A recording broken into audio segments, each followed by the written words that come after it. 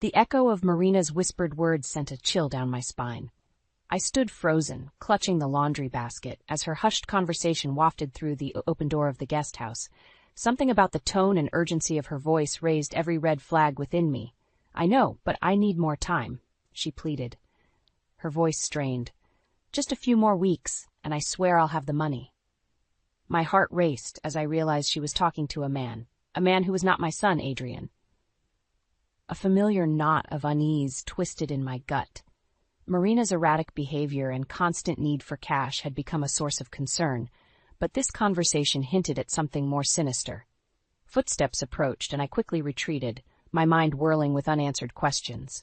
As Marina emerged, her expression was one of barely contained panic. She jumped when she noticed me, her eyes wide with what looked like guilt. "Delilah, I didn't see you there," she stammered, her hand clutching her phone tightly. "Everything okay, dear?" I asked, feigning innocence. "Yes, of course," she replied with a forced smile. "Just a call about work." Work? Marina hadn't held a job in years, not since Lila was born. The lie was transparent, and it only deepened my suspicions. Over dinner that evening, Adrian and Hank remained oblivious to the tension simmering between Marina and me. Lila, our sweet 7-year-old granddaughter, chattered away, blissfully unaware of the undercurrents rippling beneath the surface. As the meal progressed, I couldn't help but study Marina's behavior. The way she fidgeted, her eyes darting around the room, the forced smiles that never quite reached her eyes. It was as if she carried a heavy burden, one she was desperate to conceal. Later that night, after everyone had retired to their rooms, I found myself pacing the living room, unable to shake the nagging feeling that something was terribly wrong. Marina's cryptic conversation replayed in my mind, each word amplifying the disquiet that had taken root. Hank emerged from our bedroom, his brow furrowed with concern. "What's going on, Delilah? You've been on edge all evening." I hesitated, unsure of how to voice my suspicions without sounding paranoid. But Hank's patient gaze encouraged me to open up. "It's Marina," I confessed, wringing my hands. "I overheard her on the phone earlier, and it sounded like she's in some kind of trouble, financial trouble, perhaps. She was pleading with someone for more time, promising to pay them back." Hank's expression grew grave as he absorbed my words. "Are you certain?" I nodded, recounting the details of the conversation I'd overheard.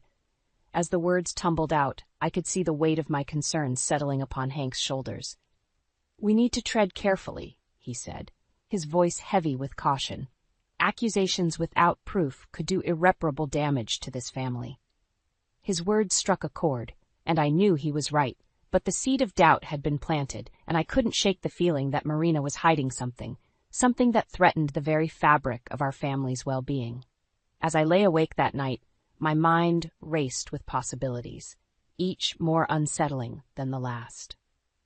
One thing was certain: I would get to the bottom of this, no matter what it took. The truth had to be uncovered, even if it meant shattering the fragile peace we had so carefully cultivated. In the days that followed, a palpable tension lingered in our home. I found myself constantly on edge, scrutinizing Marina's every move, searching for any clues that might shed light on her mysterious behavior. The truth was, I distrusted her, a realization that filled me with guilt, but one I couldn't ignore. It started with small things: a missing piece of jewelry, a few dollars gone from my purse. Insignificant incidents, perhaps, but they felt like threads in a larger tapestry of deceit. Marina's excuses rang hollow, her explanations riddled with holes that only deepened my suspicions. "I must have misplaced it," she'd say, waving away my concerns with a casual shrug. But the glint in her eyes betrayed her nonchalance, hinting at something more sinister lurking beneath the surface. Then came the larger transgressions, the ones that couldn't be easily dismissed. Unexplained withdrawals from our joint bank account, purchases of expensive clothing and accessories that seemed far beyond her means. Marina's once frugal ways had given way to a newfound taste for luxury, and I couldn't help but wonder where the money was coming from. "It's just a little treat for myself," she'd insist, flashing a dazzling smile that did little to mask the calculating gleam in her eyes. Hank tried to reason with me, urging caution and patience. "We can't make accusations without proof," he'd remind me, his voice laced with concern. But I couldn't shake the gnawing sense that something was terribly wrong, and Marina was at the center of it all. It was during one of our hushed conversations that a plan began to take shape. A way to catch Marina in the act, to unravel the web of deception she'd so carefully woven. With Hank's reluctant approval, I began marking the bills in our cash box, a silent trap waiting to be sprung. The days ticked by, each one more tense than the last. Marina's behavior grew increasingly erratic, her absences more frequent and her excuses more flimsy. It was as if she knew the walls were closing in, and she was scrambling to maintain her facade of normalcy. Then, one fateful afternoon, I caught her red-handed. I'd returned home unexpectedly, only to find Marina rifling through my dresser drawers. Her eyes went wide with panic when she saw me, and she instinctively tried to hide the bundle of marked bills clutched in her trembling hand. "What are you doing?" I demanded, my voice trembling with a mixture of anger and disbelief. Marina's expression hardened, her eyes narrowing into slits of defiance. "You have no right to accuse me," she spat, her words laced with venom. "You're just a paranoid old woman, grasping at shadows." Her words stung, but I refused to back down. "Those are my bills, Marina, the ones I marked specifically to catch you in the act." For a moment, she faltered, her mask of indignation slipping. But then, just as quickly, it snapped back into place, and she unleashed a torrent of denials and accusations, painting me as the villain in her twisted narrative. Hank rushed in, alerted by the commotion, and tried to play peacemaker. But Marina would have none of it, storming out and leaving a trail of chaos in her wake. As I watched her retreating figure, a sense of grim determination settled over me. The game was up, the truth laid bare. Marina's betrayal had been exposed, and now the real battle was just beginning. The air was thick with tension as we all gathered in the living room. Marina sat rigidly on the couch, her arms crossed defensively, while Adrian paced back and forth, his expression etched with a mixture of confusion and disbelief. "This is absurd," Marina spat, her eyes flashing with defiance. "How dare you accuse me of stealing?" I steeled myself, clutching the bundle of marked bills like a lifeline. "These are the same bills I marked, Marina. I found them in your possession, hidden in my dresser drawer." Adrian's head whipped around, his gaze shifting between us like a pendulum. "What's going on?" "Someone needs to explain this to me right now."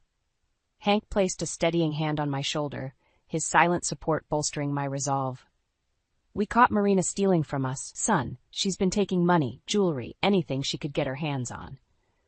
Marina recoiled as if she'd been slapped, her expression contorting into one of outrage. "How dare you? You're both delusional, grasping at straws to suit your twisted little narrative."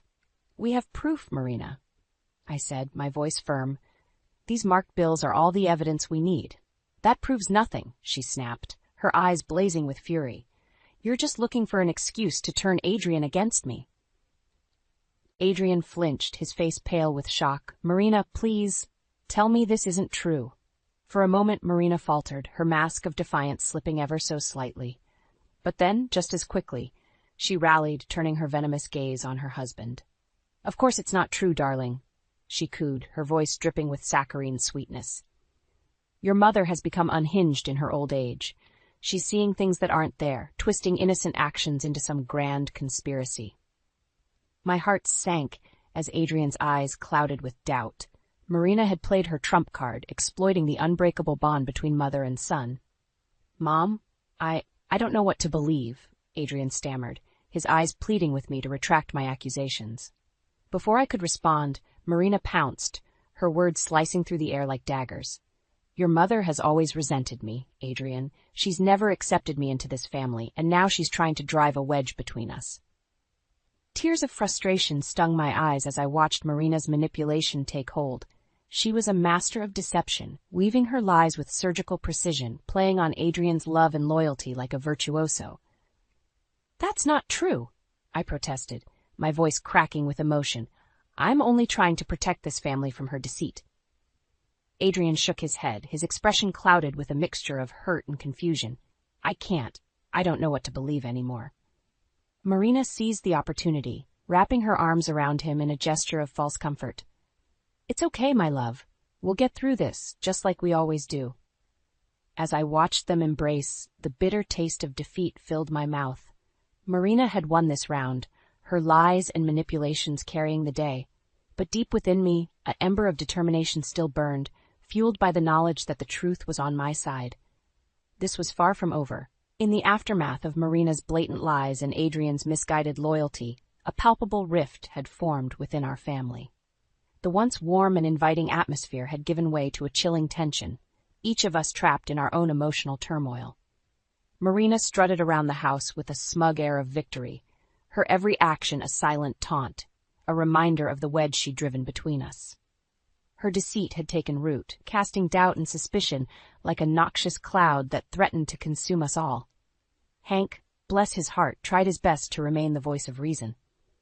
"We need concrete evidence," he'd say, his eyes filled with a mixture of concern and determination, "something that can't be twisted or denied." His words struck a chord within me, reigniting the flames of my resolve. If Marina wanted a war, then a war she would have.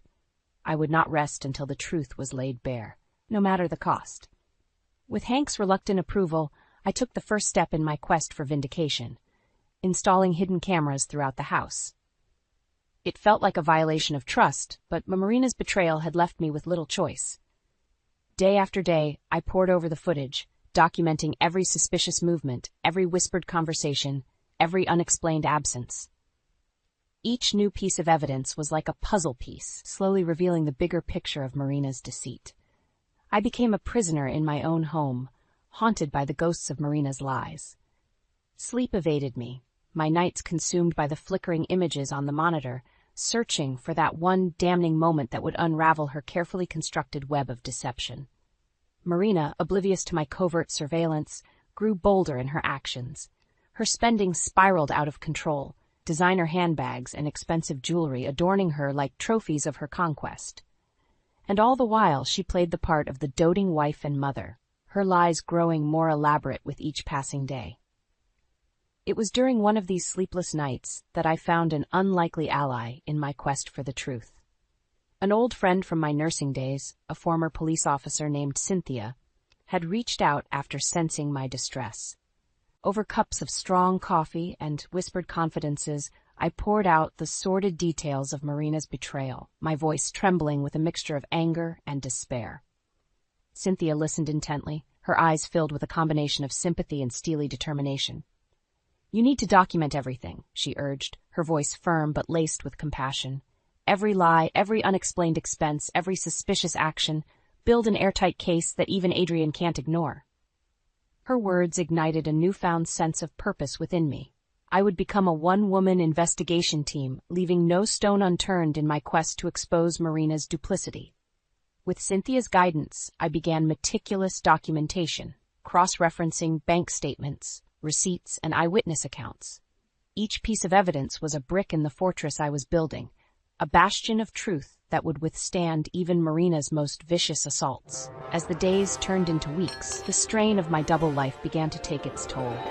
Marina's barbed comments and dismissive glances cut deeper with each passing day, reminding me of the precarious position I found myself in.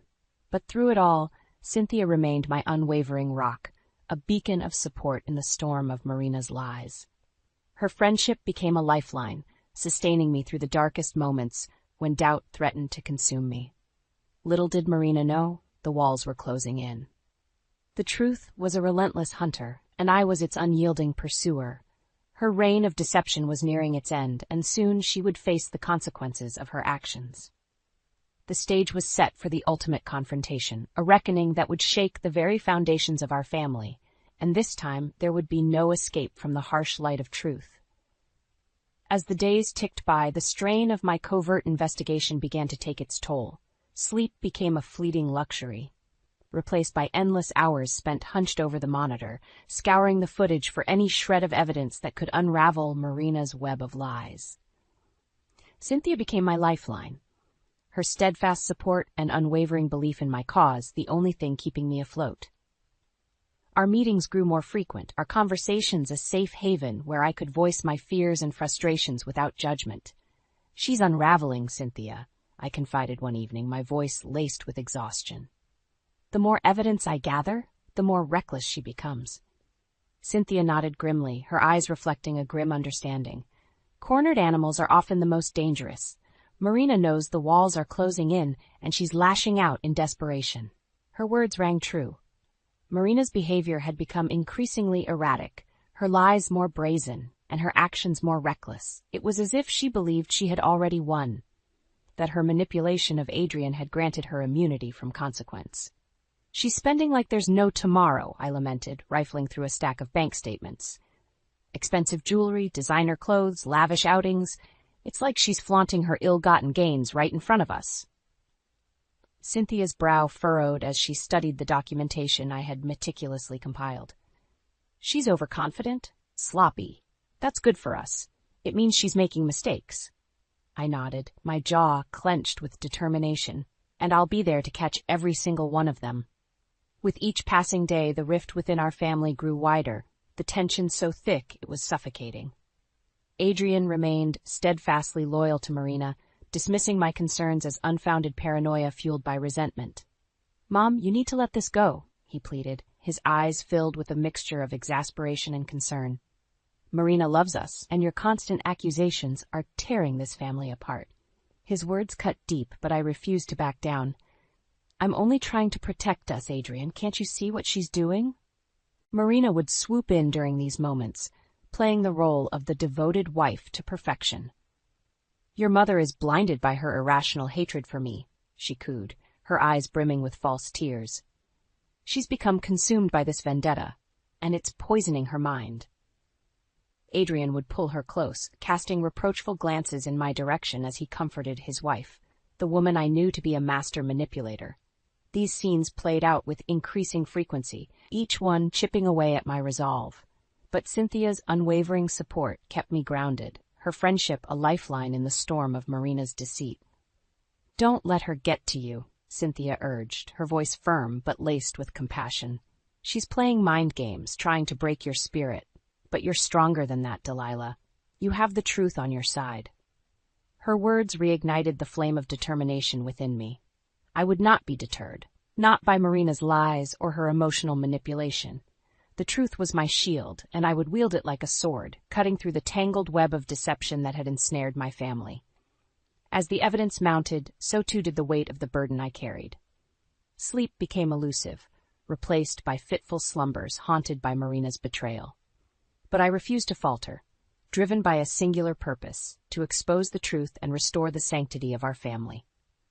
Little did Marina know, her reign of deception was nearing its end. The final confrontation loomed on the horizon, a reckoning that would shake the foundations of our lives, and this time there would be no escape from the harsh light of truth. The air was thick with tension as we gathered around the dining table for our weekly family dinner. Marina, ever the master of deception, wore a mask of serene domesticity, busying herself with serving platters and making small talk as if nothing were amiss. Adrian, oblivious to the storm brewing beneath the surface, chatted amiably about his work, his eyes filled with a love and devotion that made my heart ache. How could he not see the monster he had welcomed into our home, into our lives? Hank shot me a sidelong glance, his expression a silent plea for restraint. But the time for patience had passed. The evidence I had painstakingly gathered was irrefutable, and I could no longer stand idly by as Marina's lies poisoned our family. As Marina placed the final dish on the table, I cleared my throat, the sound cutting through the forced conviviality like a knife. "Before we begin, there's something we need to address." Marina's head snapped up, her eyes narrowing as she sensed the shift in the atmosphere. "What is it, Delilah?" I leveled my gaze at her, steeling myself for the battle to come. "I know what you've been doing, Marina. The stealing, the lies, the secret meetings. I have proof of all of it." A hush fell over the table as Adrian and Hank exchanged bewildered glances. Marina, for her part, maintained her facade of innocence, a sickly sweet smile curling her lips. "I don't know what you're talking about," she demurred, her voice dripping with false sincerity. "These accusations are baseless and hurtful." "Enough with the lies," I snapped, my patience finally fraying. "I have footage of you rifling through our belongings, taking money and valuables. I have documentation of your secret rendezvous and unexplained expenditures." Marina's mask slipped, her expression contorting into one of barely contained fury. "You've been spying on me?" In my own home? Our home, corrected, my voice firm. The home you've been systematically robbing and betraying with your deceit. Adrian's eyes widened, his gaze flickering between us as the reality of the situation began to sink in. Marina, is this true?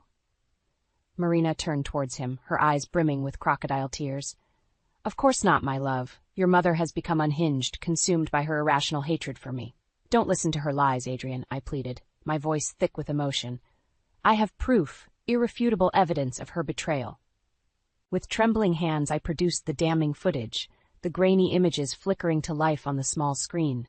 Marina's face drained of color as she watched herself slinking through the house, pocketing valuables and sneaking out at odd hours.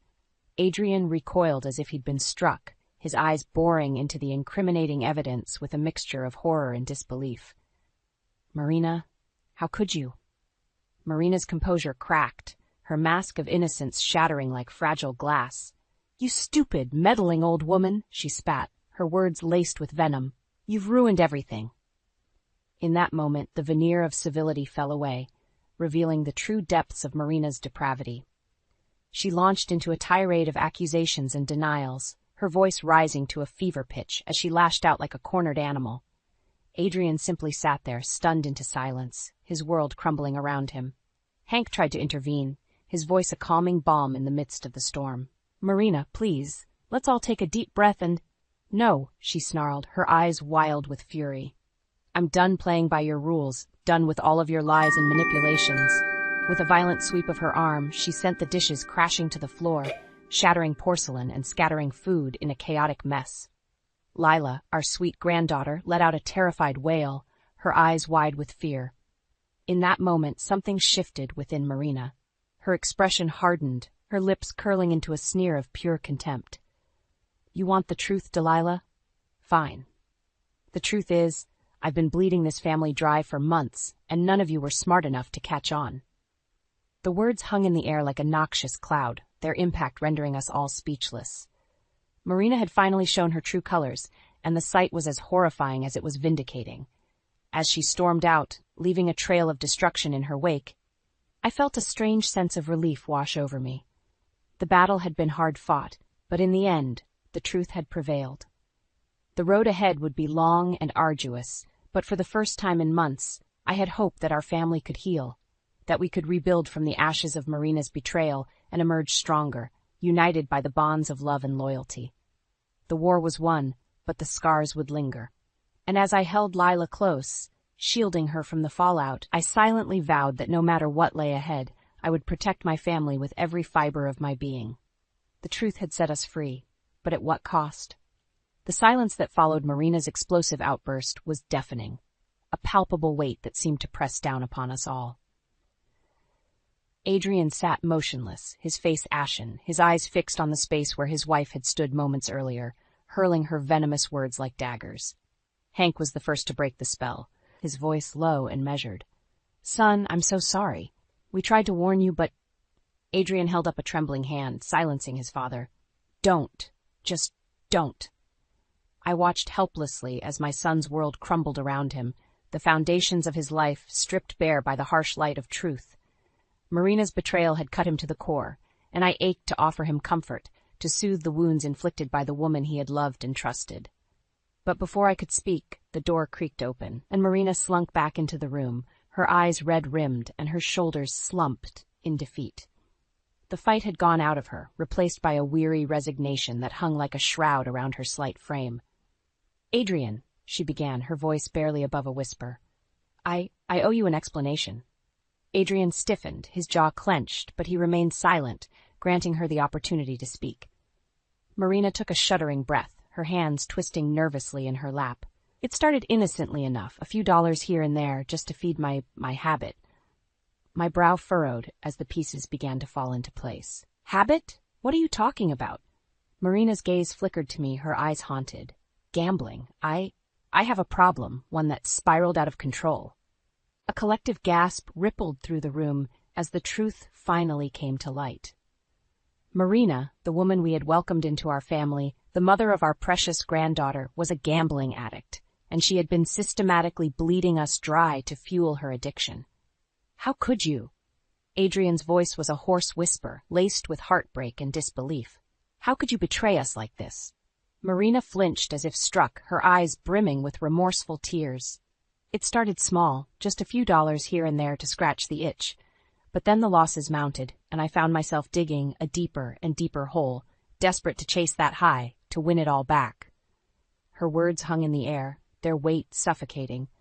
I thought back to all the signs, the unexplained expenditures, the missing valuables, all the breadcrumbs leading to this sordid truth. "And Lila?" Hank's voice was tight, his expression inscrutable. "Did you involve our granddaughter in your schemes?" Marina's head bowed in shame, her shoulders trembling with silent sobs. I did. I manipulated her, promised her lavish gifts if she helped me take a few things here and there." A collective gasp of horror echoed through the room, and I felt my heart constrict with a pain so acute it stole my breath away. Marina had not only betrayed our trust, but had also corrupted the innocence of our sweet Lila, using her as a pawn in her twisted game.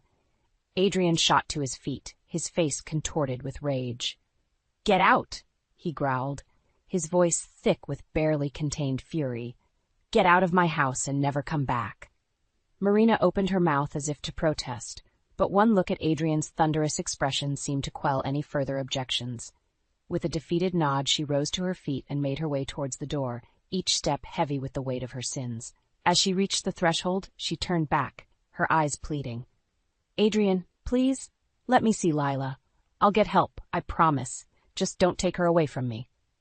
But Adrian's resolve was unshakable, his love for his wife eclipsed by the depths of her betrayal. "You lost that right the moment you involved our daughter in your schemes.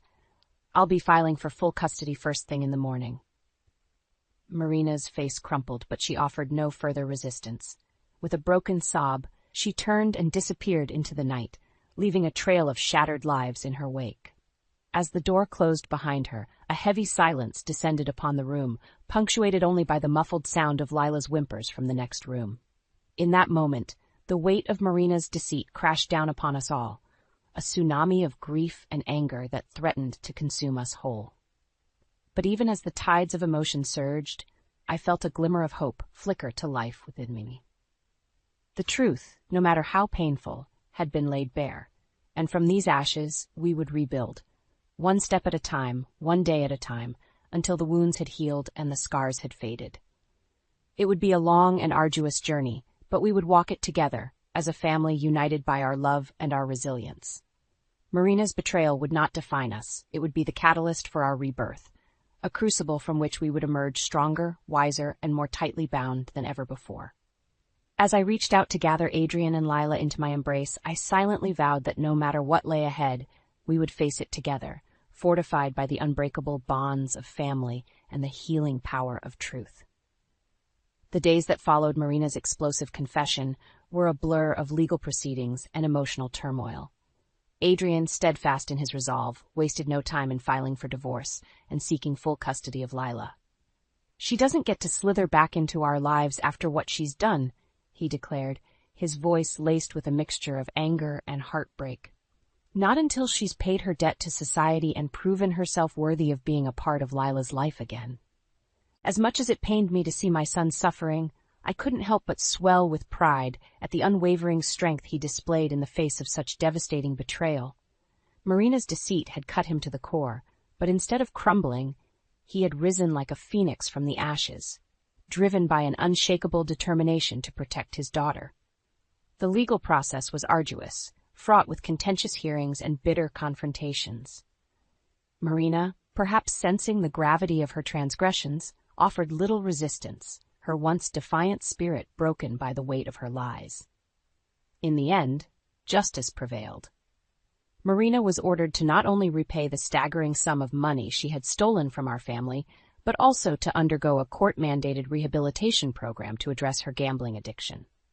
As for Lila, the judge granted Adrian full custody, with Marina receiving strictly supervised visitation rights, a harsh but necessary measure to ensure our granddaughter's well-being in the aftermath of her mother's deplorable actions.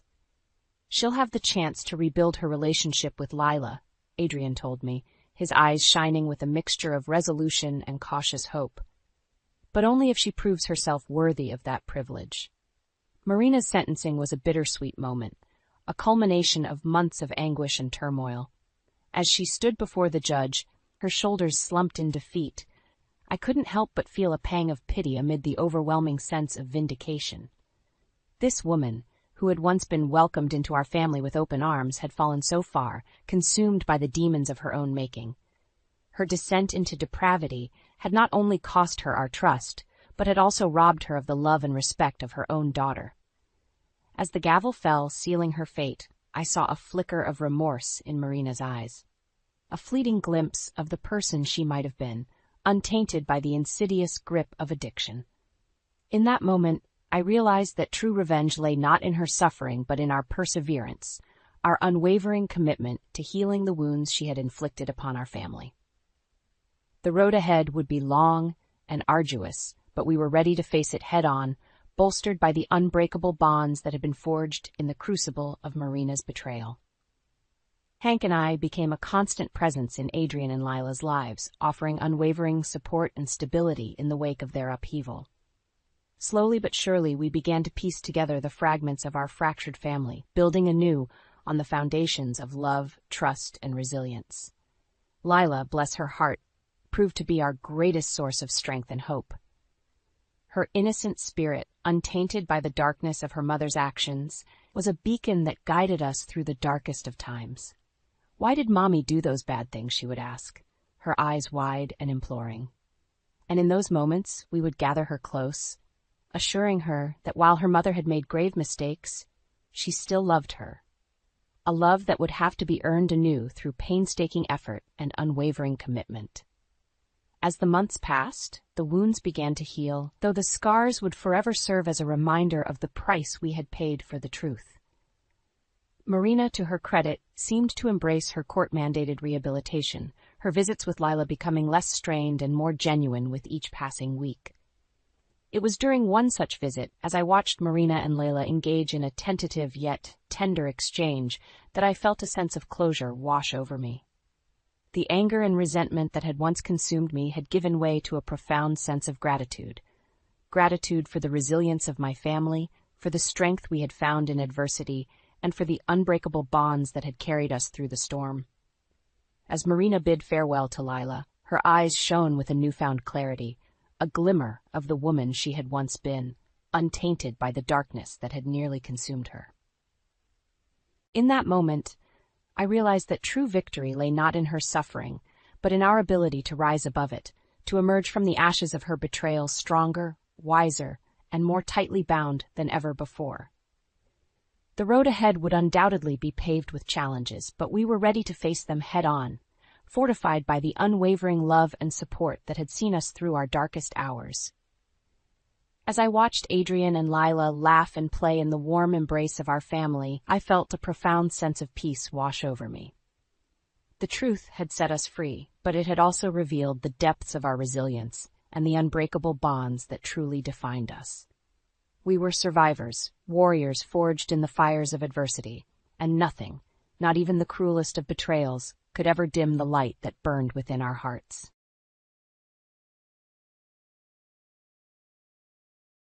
When my family moved from Kenya to Canada when I was 12 years old, my life drastically changed. Through this change, I was able to get to know a thriving new world full of interesting chances, friendly people, and various cultures. Because of my father's business success, we were able to live comfortably, which facilitated our adjustment to this new environment. I met Russell, the man who would become my husband, in high school. Over the years, our relationship saw ups and downs, but at the age of 22, we made the decision to totally commit to one another and get married. I was overjoyed, seeing a future full of happiness and love. But there was one major roadblock in our way: Doris, Russell's mother. She publicly opposed our plans to be married. I could not get rid of the impression that her disapproval stemmed, at least in part, from my Kenyan background. Doris used to say quiet, disturbing things that always made me feel uncomfortable. Russell was not fazed by these conflicts, in contrast to his mother. He loved me and our relationship, appreciating me more for who I was than what I had come from. He continued to be supportive and reaffirmed his commitment to our union in the face of his mother's displeasure. Our wedding day was a complicated emotional one. Even though I was overjoyed to be married Russell, I could not help but feel that Doris would not approve. Resolved, I tried not to let any bad vibes get in the way of my love for Russell. Over the next few days, Doris's contempt grew stronger. Her frequent insulting remarks about my heritage and culture hurt me. I hoped for a good connection with my mother-in-law, but it didn't seem possible. Russell, who was divided in his love for me and his mother, attempted to heal the distance between us. The mood remained tense, but he vowed to deal with Doris's problems. Her persistently subtle jabs and invasive inquiries about my past were depressing and started to have an adverse effect on my mental and emotional well-being. Russell and I were dedicated to creating our future together in spite of these obstacles. After moving into our new home, we concentrated on our objectives and careers. But Doris's persistent disapproval and tacit animosity kept casting a pall over our delight until her comments finally got too much. My tolerance had finally broken. I had always tried to be cool under pressure and courteous to everyone. However, Doris's persistent harsh comments eventually got to me. I had never raised my voice at someone before, but in a fit of rage I did so. "I just can't take any more of your constant remarks. They're starting to get boring." "Yes, I'm just sharing my thoughts. You don't need to be acting so defensively." "Voicing thoughts. You seem to be picking on me nonstop due of my heritage. Like everyone else, I'm deserving of respect. Although you appear really sensitive about everything, I hope not to offend you. Sensitivity is not at issue here. It all comes down to respect. Since I am your daughter-in-law, please be considerate and understanding. Maybe I wouldn't have to say these things if you made an effort to blend in a little more. Come in, I've spent years as a member of this community. In order to please you, I shouldn't have to change who I am because this is also my home. Just so you know, I never asked for or desired your consent to marry your son. I am aware that you had other ideas for him. It's not fair. What should be important to you is that we love each other. Maybe I would be more accepting if you were from a more traditional background. I don't require your approval. I will not allow you to make fun of me because I take pride in my ancestry. It is your responsibility to address your prejudice. Well, maybe things would be simpler if you had married someone from your own culture. That's not the point. We are married and you need to come to terms with that. Your ongoing disapproval is causing us pain, and I won't allow you to dampen our happiness. I never expected you to speak to me like this. Why are you being so aggressive? Perhaps you never anticipated that I would stand up for myself. I'm finished trying to please you. If that's how you feel, perhaps it's best if we keep our distance. That suits me fine. I deserve to be surrounded by people who respect and appreciate me for who I am. You're being unreasonable. No, I'm simply tired of being mistreated. I am part of your family now, whether you like it or not, and it was time for you to start treating me accordingly. If you couldn't manage that, then perhaps it was best for us to maintain some distance." "Suit yourself," she replied. "I will." "Thank you, and I hope you take some time to reflect on how your actions are affecting your relationship with your son," I responded. I decided it was time to leave. Maybe when you're ready to treat me with the respect I deserve, we can have another conversation. Until then, take care. With that, I left the room, feeling a tumultuous mix of anger and sadness. Confronting Doris was difficult, but standing up for myself was necessary. From that moment, I knew my relationship with her might be irreparably damaged, but I felt confident in my decision. I deserved respect, and wouldn't tolerate any more subtle jabs or hurtful comments. My focus had to be on my marriage and building a joyful life with Russell, regardless of Doris's disapproval. When I shared the details of our confrontation with Russell, he surprised me by fully supporting me. He even went as far as to tell his mother that she needed to treat me with respect. However, the situation escalated dramatically when Doris threatened to disown him as well. This was a shock to both of us, and I could see the pain it caused Russell. His mother's willingness to disown her son because he defended his wife was heartbreaking. Yet this difficult situation helped us realize something crucial. We didn't need toxic people in our lives, even if they were family. We deserved love and respect, and if someone couldn't provide that, they didn't deserve a place in our lives. As tough as it was to see Doris behave this way, it served as a wake-up call for Russell. He began to understand that his mother's negativity and disapproval were only holding him back from true happiness. It was time for him to move beyond the toxicity and build a life with me based on love and mutual understanding. In the months that followed, Doris cut ties with us. Although Russell was deeply affected by his mother's decision, he still missed her despite everything she had said and done. Wanting to support him in finding closure and perhaps paving the way for reconciliation, I planned a dinner date at Russell's favorite restaurant, hoping it would offer him some comfort and maybe even a new beginning. When we arrived at the restaurant and I gave my name, the maitre d' at the front desk looked puzzled and informed me that my name was on the blacklist. This took me by surprise, as Russell and I had always been regular patrons there. Confused and hoping to clear up the misunderstanding, I requested to speak with the manager. To our astonishment, the manager emerged, revealing herself to be none other than Doris. During the months we hadn't seen her, she had been busy expanding her portfolio, which now included managing this very restaurant, Applebee's, our favorite spot. It seemed too calculated to be a mere coincidence.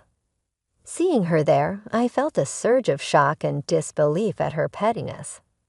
Well, what do we have here? Doris greeted us. I never thought I'd see the day when you two would show up at my restaurant. She didn't miss a beat in informing us that we were not welcome.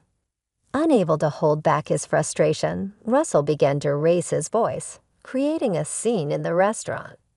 I found myself torn between backing Russell and trying to prevent the situation from escalating further. Doris, we didn't come here to cause trouble. We just wanted to enjoy a peaceful dinner. I tried to reason with her. A peaceful dinner with the likes of you? I don't think so, Doris retorted smugly. It's quite amusing to see you both here, practically begging to be let in after everything that's happened. What are you talking about, Mom? We've always loved this place, and now you're saying we're not welcome. Russell was incredulous. It's quite simple, Doris said.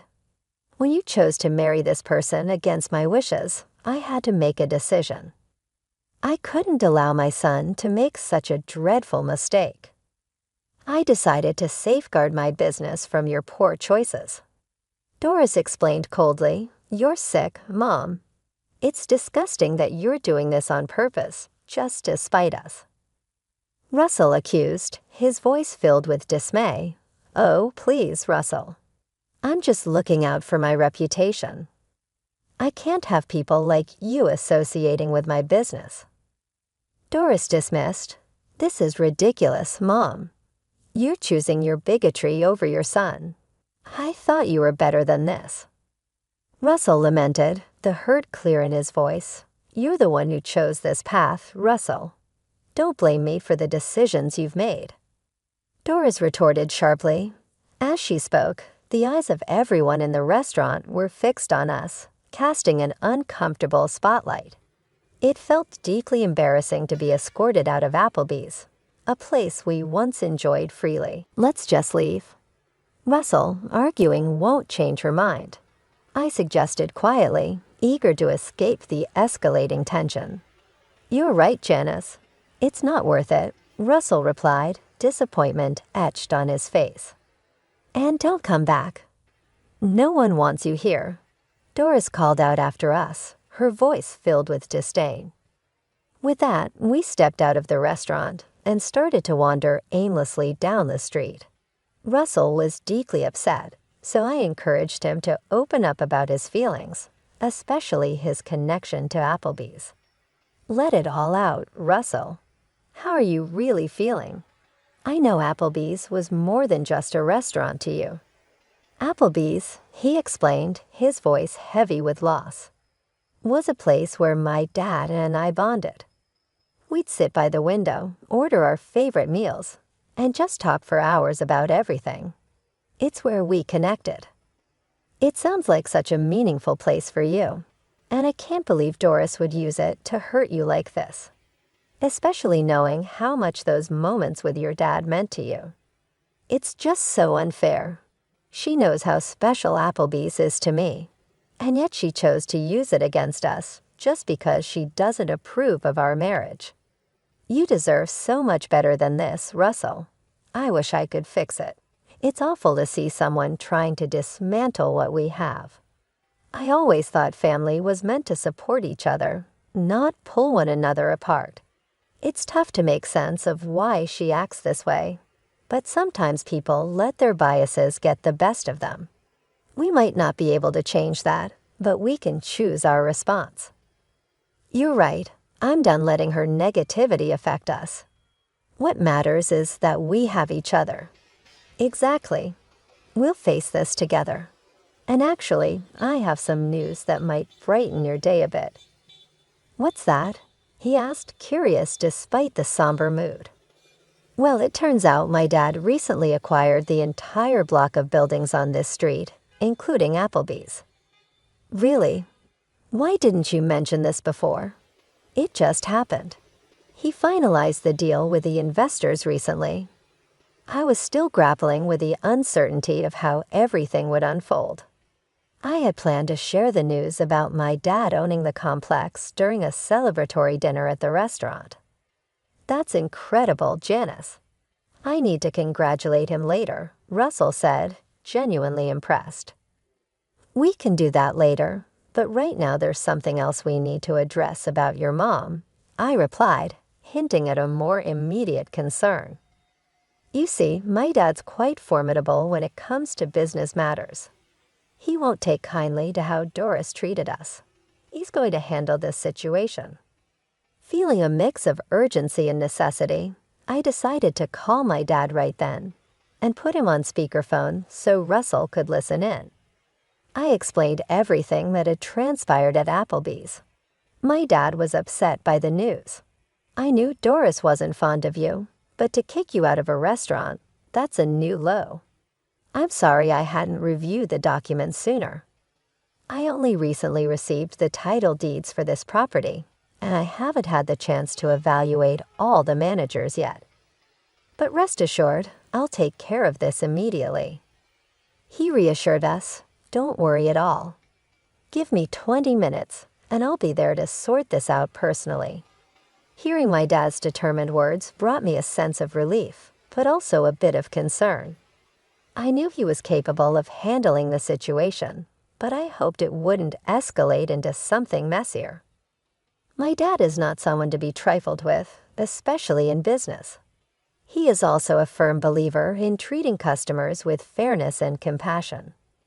So Russell and I waited nervously near the restaurant, trusting that my dad would resolve the issue appropriately. We weren't sure exactly what he planned to do, but we believed in his judgment. Moments later, my dad arrived, and we followed him back into Applebee's. He walked with a confident stride that suggested he was ready to take on whatever needed to be done.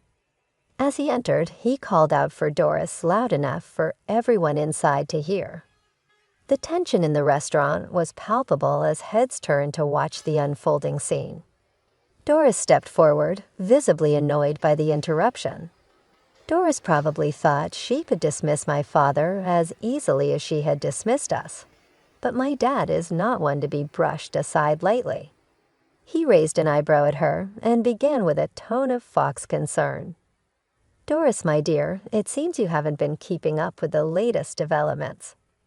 Did they forget to inform you about the new owner of the second Green Avenue complex?" Doris appeared visibly shaken, clearly caught off guard by the turn of events. "What are you talking about? Who is it?" she stammered, confusion laced in her voice. My dad couldn't suppress a small knowing smile. "Well, that would be me. I'm the new owner, and I must say I've been here for less than a week, and I'm already encountering troubling complaints about your management." Doris's complexion turned a shade paler as the reality of her predicament dawned on her. "I didn't know that," she muttered, flustered. "Well, perhaps if you had checked your emails or paid closer attention to what's happening around you, you might have known. But it's too late for apologies now," my dad responded with a chuckle. It was satisfying to see Doris on the receiving end of the type of treatment she had meted out to us. Russell, who had been quietly seething by my side, stepped forward and said with resolve, "You had no right to treat us, or anyone the way you did, especially Janice. Oh, we've always known you to harbor ill will, but as someone in charge of a public establishment, you should have been the first to understand that discrimination based on personal prejudices is unacceptable. You've clearly violated that principle, and I don't think you're fit to manage this place." Doris, now desperate, pleaded, "Wait, I'm sorry. I didn't realize." "Even if you didn't know he was the owner, you should have treated all customers fairly without letting your personal biases interfere," I added firmly. "Please, let's discuss this privately." Doris tried to salvage the situation. "There's no need," my dad interjected, his voice loud enough for the bystanders to hear. "I believe everyone here would be interested to know that the person managing Applebee's, who allowed her racism to affect her professional duties, is no longer part of the staff." The murmurs in the restaurant grew louder, fueled by the unfolding drama. Doris, utterly embarrassed, could only stand in silence as she faced the consequences of her actions. Russell and I watched, relieved that justice was being served. Russell and I couldn't help but feel a mixture of relief and triumph, finally receiving justice after enduring Doris's harsh treatment for so long. My dad decisively handled the situation, warning her that he would call security to escort her out if she didn't leave voluntarily. Embarrassed and on the brink of tears, Doris started her walk of shame out of the restaurant. As she made her exit, the mood in the restaurant instantly lifted. People began to clap and cheer, celebrating her departure. I felt a profound sense of relief wash over me. Russell and I immediately went over to my dad and gave him a big hug, thanking him for his decisive intervention. "You're the best, Dad," I said with a smile, and he chuckled, giving us both a reassuring pat on the back. "It was my pleasure, my dear. I couldn't stand by and watch you two suffer because of her," he replied with a warm smile. Dad then excused himself to check on the kitchen staff and find the next in command to appoint as the acting manager amidst the recent upheaval. He returned shortly after, explaining that he had some important business matters to finalize, including formally terminating Doris and organizing the paperwork to officially name the new acting manager. "Okay, my work here is done for now. You two enjoy your meal on the house," he said, signaling for us to take a seat and relax. As we settled down at a table, a whirlwind of emotions enveloped me. I was still processing the swift turn of events, amazed at how quickly everything had escalated. Yet above all, I felt incredibly grateful for my dad's support and the strength he provided us through this challenging time. It was comforting to know that no matter what, we had someone on our side ready to step in when needed.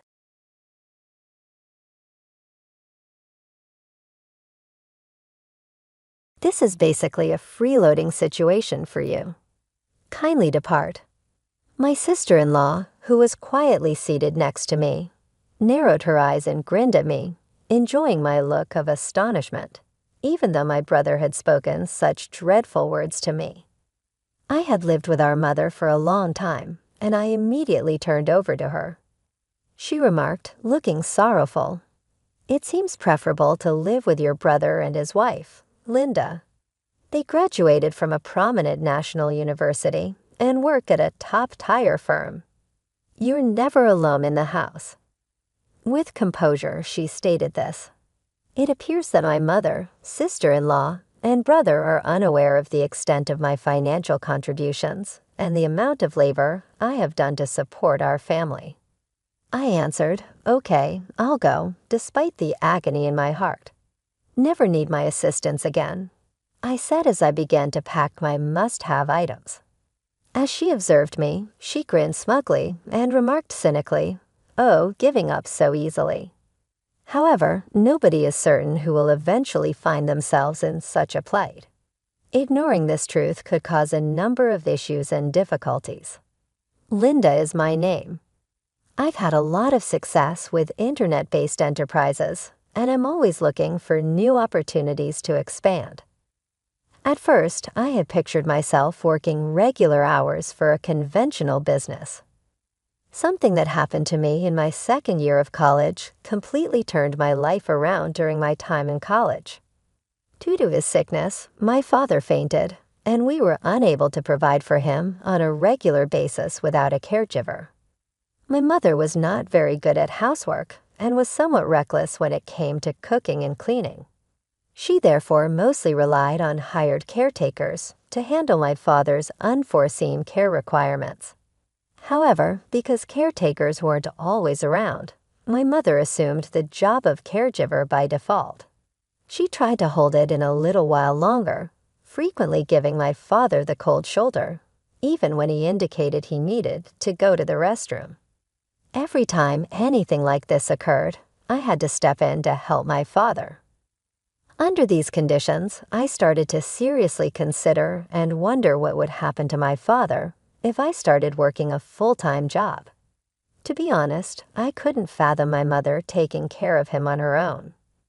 In light of this, I started looking at ways to make money without having to leave my house. Using my economics major, I researched internet business-related concepts and methods during my time in college. To acquire knowledge, I worked with friends who were experts in economics and management. Additional partnerships with tech-savvy acquaintances from different departments gave our internet business initiative a boost. Yes, in fact. Our office is a lovely and functional space. But that office is mainly used as a dedicated place for employees who struggle to focus when working from home, as well as for new hires who require orientation or training. For my part, I don't often go to that workplace. A room at home where I can spend time with my father serves as my main workspace. That's where I do most of my work. My father once questioned me, "Did you give up on a full-time position for me, or was it challenging for you to secure a position as a fresh graduate?" He was curious about my work arrangement.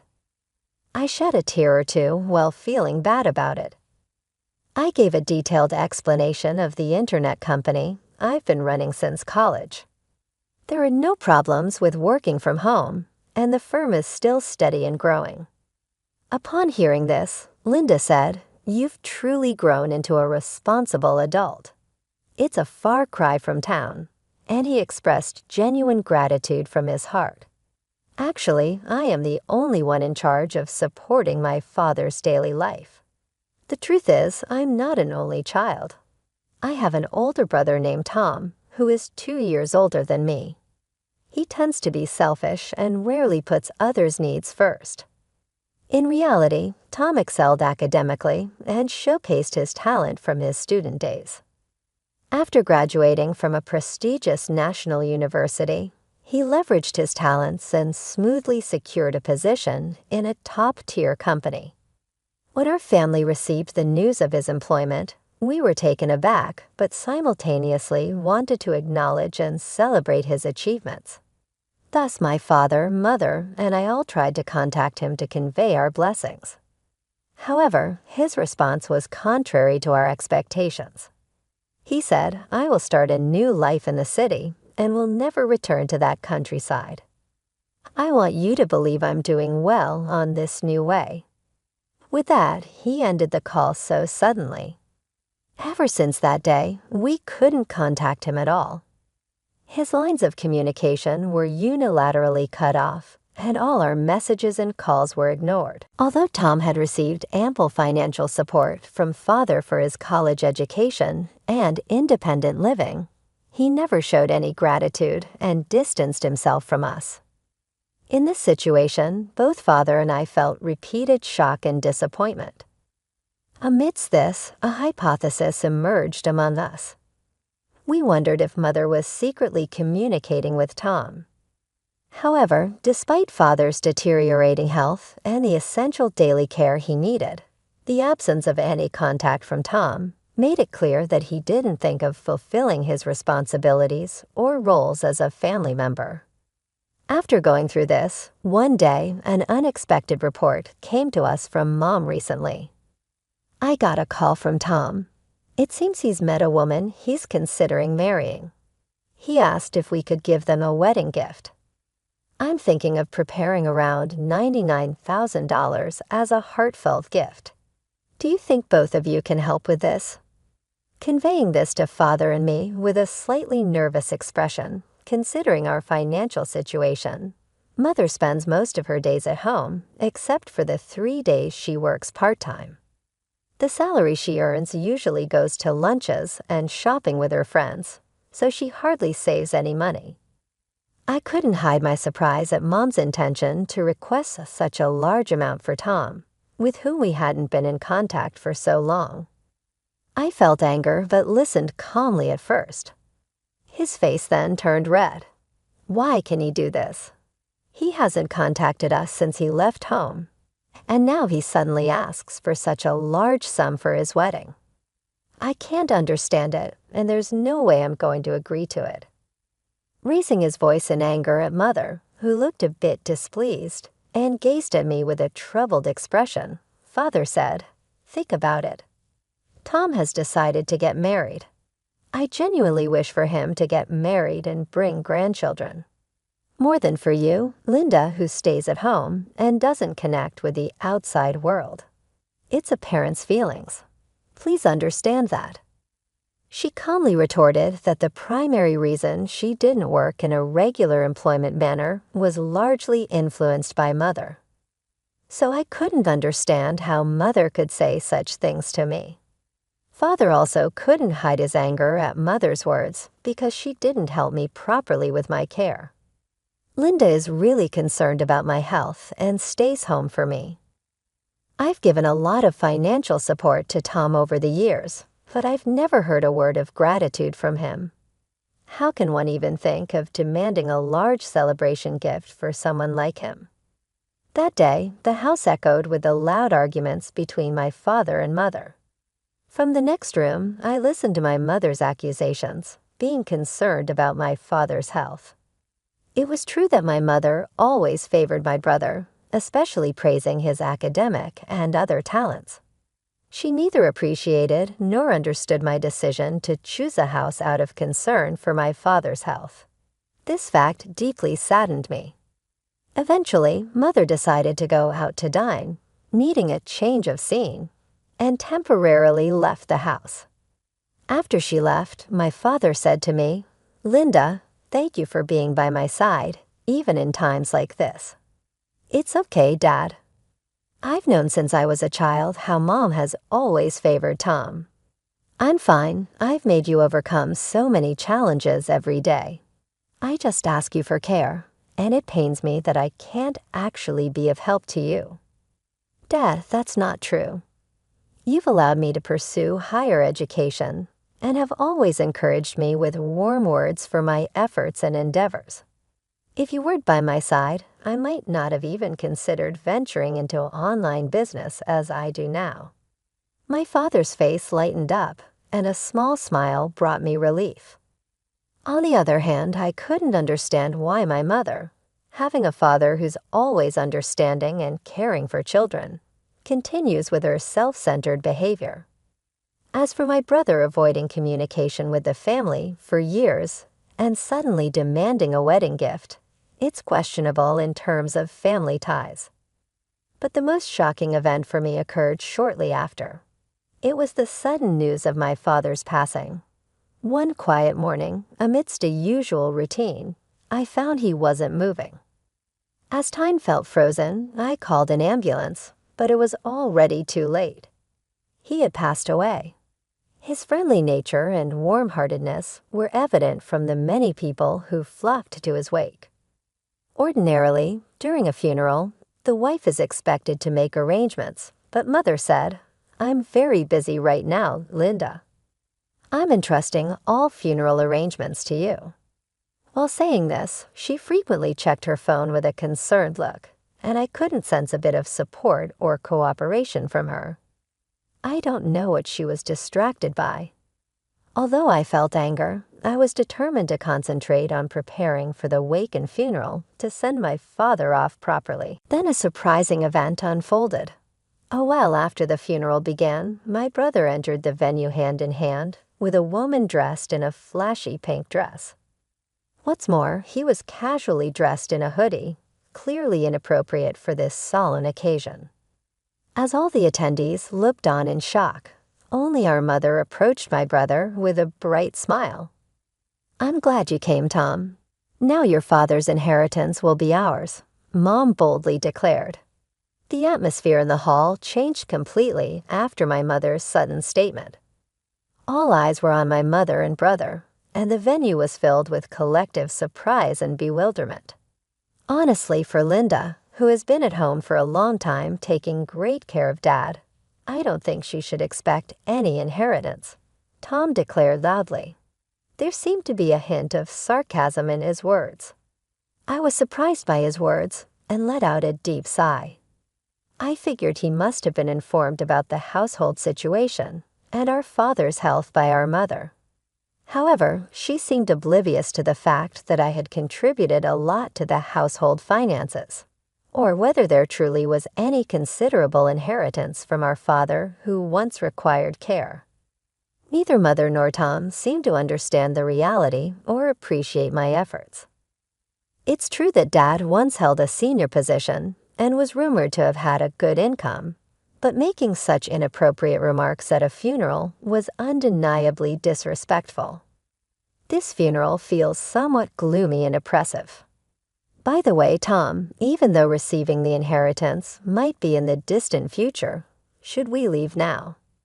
After all, we'd get the inheritance even without attending this funeral, she said, pulling on Tom's arm. The moment I saw this woman, presumably my brother's new wife, I was convinced she was his wife. She seemed to have a vibe similar to Tom's.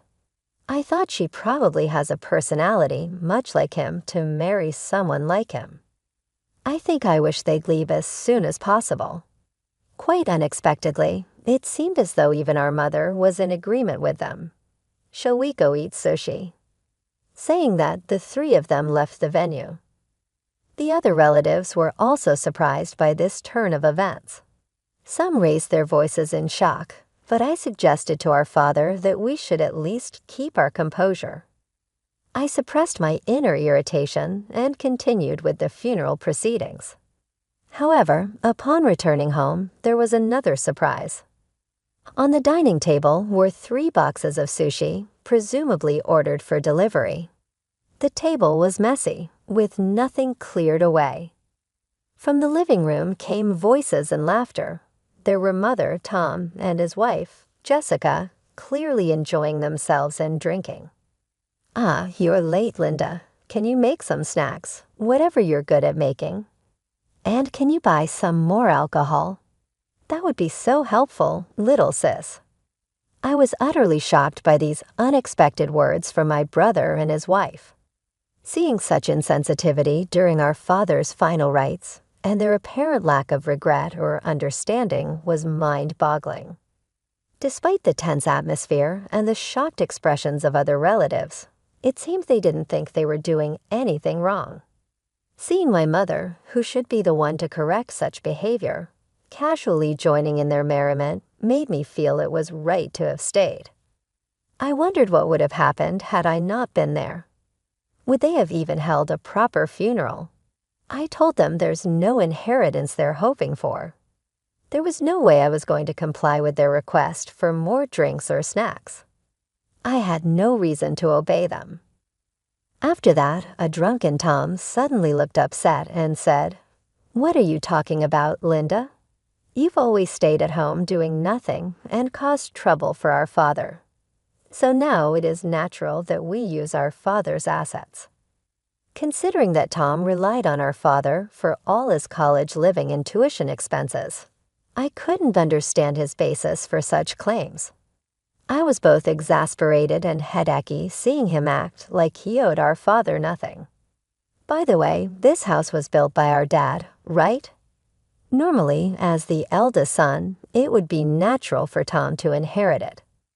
So why Linda, who stays at home all day and does nothing, is living here? With those words, both mother and brother seemed to nod in agreement. The warmth that used to be in my mother's eyes for me was no longer there. To be honest, that's correct. This house is mine. I'd like the parasite living here to leave soon. After my brother's stern words, there was no guilt on the smiling face of my sister next to him. My mother, with whom I'd lived for many years, began to speak. To be honest, I feel more comfortable living with my son and his wife, who graduated from a top university and succeeded in society, than with you, Linda. It seemed they hadn't noticed at all how much I had contributed to this house over the years. I felt sadness and disappointment. I let out a deep sigh and decided to express my feelings. "I understand. I will leave here. Please don't ask anything of me from now on." I walked to my room and began to pack my things. Just then, I heard my sister's mocking voice. "She is really poor, don't you think so?" Seeing the three of them, my brother, his wife, and my mother, laughing at me, I bitterly smiled in my mind. Yes, in the current situation, I might seem the most miserable, but there's something I'd like them to know. The truth is, I've owned this house since my father was still alive. He entrusted it to me, and I accept it. Therefore, even before my father passed away, this house was legally registered in my name. However, my mother still lives in this house. She has spent a long time here. Even if I informed her of the current situation, she'd likely say, "I spent most of my life here and wouldn't leave easily." Considering this situation, I've been seriously thinking about what to do with the house, especially after seeing my mother's cold behavior during my father's funeral. My thoughts became stronger. I felt tired of my relationship with her and started to see her presence as a burden. I thought it would be lonely living alone in this big house, and maintaining it would also be challenging. So I decided to sell it. Seeing my mother and brother's family unaware of my decision and seemingly enjoying my situation, I couldn't help but feel pity. Their attitude, expecting some inheritance that my father supposedly had, seems rather ridiculous to me. My mother, during her healthier days, did have a stable income. However, since she became unable to work due to health issues, her income stopped, and she had to use her carefully saved savings to hire a helper for daily assistance. It's true that my mother withdrew money from her savings for daily expenses. However, even after my father fell ill and had some problems in everyday life, my mother strived to maintain her unchanged lifestyle. As a result, her savings gradually decreased. When I noticed that my father's savings had been completely depleted, I decided to contribute $3,000 every month to support the household. Though my mother took care of housework, she was not good at managing household finances. When shopping at the supermarket, she often made impulsive purchases, buying expensive items more than necessary. Seasonal sales and budgeting strategies didn't seem significant to her. Moreover, she tended to use the money she earned from her part-time job for her hobbies and leisure. Additionally, she withdrew more money from her daily expenses for her enjoyment, making it hard to comprehend her financial decisions. My father often said to me, "I'm sorry." The money saved by my father was ultimately used by my mother. When I finally decided to leave the house, I withdrew all the remaining balance from the account I had been supplying for household expenses. I couldn't imagine letting my mother use this money anymore. So the events of the day after I made up my mind to leave the house began. "Linga, did you take the household funds? It's the important money for our living." I was suddenly interrupted by my mother's voice over the phone during a quiet morning. I could sense a mix of surprise and blame in her tone. "Mom, which household funds are you talking about?" "The savings that your father built up over the years. When I checked, every account was empty." "Isn't it because you used up all those savings?" "Mom, what are you talking about? Are you surprised? I've left the household ledger on the living room table. In it, there's a record of you making frequent withdrawals using Dad's cherished savings. Not just me, but Dad knew about it too. After those savings were gone, I was the one financially supporting the house with $3,000 every month." From the other end of the phone, I heard my mother's footsteps rushing around, possibly searching for the ledger I mentioned. After that, the sound of the living room door opening. "Hey, Mom, what's happening? Weren't we supposed to inherit the estate after Dad passed away? Did you use it all up?" Anger and disappointment were evident in my brother's voice. I could also hear his wife's voice in the background. "It's unbelievable what you've done, Mother. Did you really call us from our hometown relying on our financial support?" "That's really cold." "No, I didn't mean it like that. It was clear that my mother had invited my brother and his wife here because of the inheritance. Given this truth, I felt deep down they would no longer trust her words. We moved here leaving stable jobs, expecting to receive the inheritance Dad was supposed to leave us. How are we supposed to live now?" "What, Tom? I had no idea you made such a big decision. This was completely new information to me as well. My brother used to have a respectable job at a major corporation, but I don't care about their decision because it doesn't directly impact my life, so I wasn't deeply concerned. Also, this monthly amount of about $2,700 upon checking the bank book. I found that Linda has been transferring it regularly, but Mom, you kept saying Linda wasn't working right." At my brother's words, Mother suddenly remembered our phone conversations and looked at me with a face full of shock and guilt. What's going on, Linda?" she asked. Smiling slightly, I responded, "You should look into something called remote work. These days, you can have a formal job without leaving home." I never told my family about the considerable success I had with my online business. It was clear to me that if they knew, my brother, his family, and even my mother would start relying on me. Worse, they might interfere with my business in some way. "Please come back. Let our family spend time together again." Mom's voice had become very small, as if she had never blamed me at all. But I had no intention of returning to that house. "Mom, you just want to rely on my money, don't you? By the way, about the house, while Dad was alive, considering the property tax payments, I took over the house and changed the ownership. It's now mine. I don't plan to live there anymore, so I asked a trusted real estate agent to sell it. That agent is actually run by my uncle. He was quite angry about the incident at the last funeral, so if my brother and his family stay in the house, he'll surely kick them out. I never imagined it would come to this, losing our home." Along with my mother's astonished voice, I could hear my brother's voice from the other end of the phone. What happened now? I felt too bothered to answer my brother's question. I had decided to leave everything up to Uncle regarding the future. If things were going well, Uncle would be on his way to meet my mother and my brother's family by now.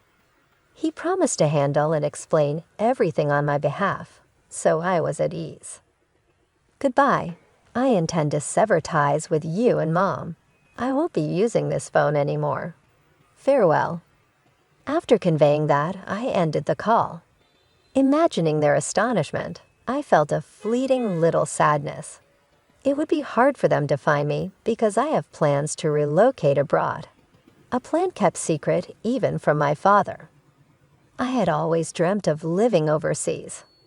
I was particularly drawn to the warmth of tropical countries and their multicultural settings. After my father passed away, when my mother and my brother's family told me to leave the house, I felt it was the perfect opportunity to realize my dream.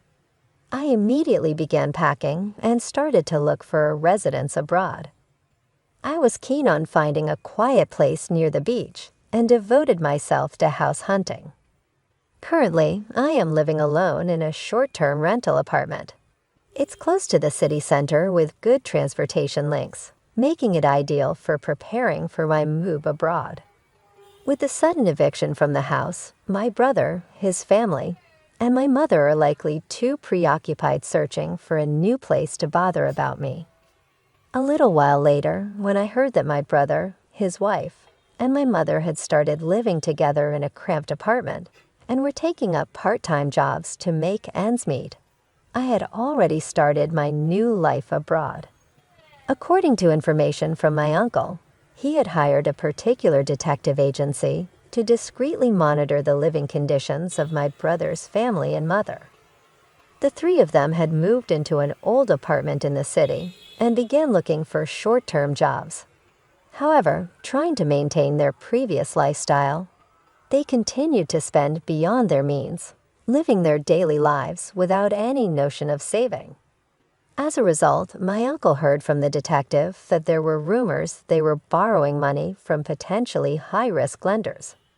If things continue like this, they might face even more challenging situations with debt collectors. Given the past events and my decision to sever ties with them, I've avoided any further involvement, and it's unlikely I'll ever see them again.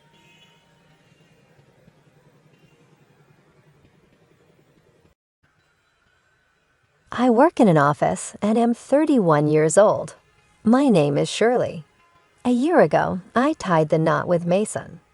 After we had been dating for a year and a half, he proposed. We had met on a blind date. I felt that it was a little too soon, but I accepted his proposal because I had always wanted to settle down. Looking back, though, I see that I ought to have proceeded with more caution.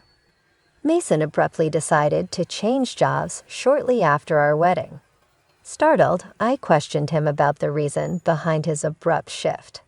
He clarified that he hadn't been able to use all of his skills at his prior employment.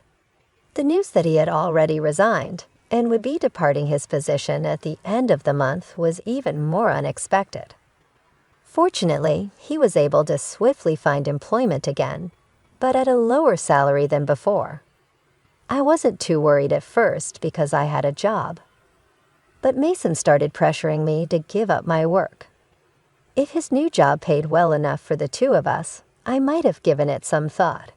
His pay was reduced after switching jobs recently, but he insisted it would rise soon without providing an exact date. It felt hazardous to quit my job in these uncertain financial times. In order to maintain our savings and pay for necessities like rent and auto insurance, we depended on my salary. Depending just on Mason's existing wage wasn't practical. Mason seemed to be trying to scare me one evening when he brought me the divorce papers. "You know I'm prepared for this at any time," he put forth. I told him to stop talking so much and think about what he had just said. Mason got up and went back to his room, unfazed. I was left thinking about my hasty actions and the surprising turn my life has taken since meeting Mason after this conversation. Mason and I had an agreement that I wouldn't leave until his pay increased. At first, he seemed to accept this, but the subject kept coming up. Whenever he brought it up, I responded to him with the same unwavering resolve. After a year of marriage, his pay remained unchanged, and he persisted in bringing up the subject. He would ask, "When are you going to quit?" I was occasionally inclined to respond sarcastically, but I forced myself to hold back because I knew that my income was what kept our finances stable. I believed that since leaving my work was so essential to him, he should concentrate on developing his profession in order to make a living wage. Over time, I started to understand Mason's constant demands that I quit my job. It was evident when we went to his parents' place. Mason would often seem concerned and tell his mother, Martha, that he wanted to make her life easier. Martha would thank him, and Mason would give me a serious look, as though urging me to give up. He implied that his mother required assistance, yet Martha was by no means defenseless. She had a part-time job that helped her find her social life and interests, in addition to being in good health. It was obvious she didn't need my care, but Mason persisted. He once commented, out of the blue, if only one of us was home during the day, we could check on Mom daily. It sounded burdensome and unnecessary that he thought I should visit Martha every day. I questioned him directly, asking what he expected me to do since Martha was perfectly capable on her own. Mason listed mundane tasks like helping with housework or running errands. It was evident he had ideas about how I could contribute, but none of them seemed to necessitate abandoning my career. This constant cycle of requests and explanations was draining. I needed Mason to understand that while I was happy to support his family when necessary, sacrificing my job without a compelling reason was not a decision I could agree to lightly. But Martha has her part-time job and spends most of her days out with friends, right? I pointed out to Mason when he suggested I could handle the housework during the day. His response baffled me. Was he suggesting I become his mother's maid? Mason was very concerned about maintaining a certain image, particularly in front of his parents. If he was so eager to take care of them, why not handle the household chores himself? Despite his insistence, I remained firm in my decision not to quit my job. I also chose not to visit my in-laws on my days off, although I made an effort to see them during major holidays like New Year's. Reflecting on our visits, I noticed a pattern. Mason often delegated tasks to me. He'd ask me to tidy up, assist his mom, or run errands. I resisted these requests. When he suggested I go to the store, I'd retort, "Don't you know this area better than I do?" His reply was always that it wouldn't look right if he did it himself, a rationale I found puzzling and manipulative. It seemed like he was more interested in controlling the situation and projecting an image of familial care than genuinely caring for his parents or me. Over time, my view of Mason shifted. It appeared he was more invested in appearances than true affection or respect for me. When I finally confronted him, asking why he didn't pitch in or even quit his job to care for his mother, his reaction was telling. He looked disgusted and uncomfortable, saying, "That's not something I'm supposed to do. I'm giving you these instructions so my mom will think you are a considerate, useful wife. I hope you realize how kind I am to you." His words were revealing. Essentially, he wanted to offload all the demanding tasks onto me and showcase his virtue as if it were an extraordinary feat. But I am not his servant or slave, nor do I deserve to be treated with disrespect in front of my in-laws. It became increasingly clear that Mason's priorities were skewed, valuing appearances over genuine partnership and support. If Mason keeps up with his unreasonable demands, I won't stay quiet. I'll assert myself. Despite numerous discussions, Mason remains unchanged, constantly pestering me with the same old question, "Are you going to quit your job?" Additionally, every time we visit my in-laws, he continues to boss me around, just as he always has. Reaching my limit, I decided it was crucial to have a serious conversation with him. "We need to talk about our future," I initiated, hoping to steer our conversation into something constructive. "What are you even trying to say?" Mason retorted, clearly annoyed. "I'm honestly fed up. I'm tired of you repeatedly asking me when I'll quit my job, and I'm exhausted from you pressuring me to take care of Martha." I laid out my grievances. "Why are you fed up with that? You're my wife, and it's your duty to care for your husband's parents," Mason countered. "Don't you think that's a huge responsibility to place solely on me? Shouldn't you, as their biological child, be responsible for helping with the housework and taking care of your parents in the first place?" I challenged his outdated views. "No way. It's not the wife's duty to do it.